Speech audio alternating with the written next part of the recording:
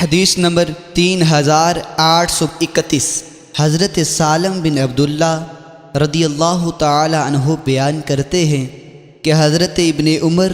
رضی اللہ تعالی عنہما اپنی زمین کرائے پر دیتے تھے، حتیٰ کہ انہیں یہ خبر پہنچی کہ حضرت رافع بن خدیج رضی اللہ تعالی عنہ زمین کو کرائے پر دینے سے منع کرتے تھے۔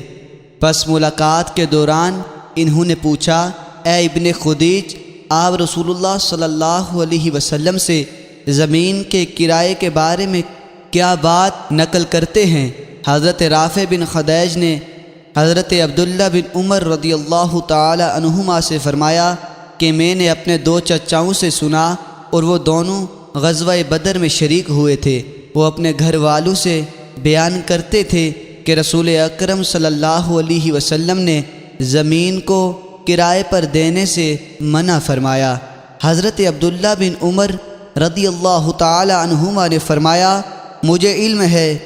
کہ رسول اکرم صلی اللہ علیہ وسلم کے زمانے میں زمین کرائے پر دی جاتی تھی۔ پھر حضرت ابن عمر رضی اللہ تعالی عنہما کو خوف ہوا کہ شاید رسول اکرم صلی اللہ علیہ وسلم نے اس سلسلے میں کوئی بات فرمائی ہو جس کا انہیں علم نہ ہو، بس انہوں نے زمین کو کرائے پر دینا چھوڑ دیا۔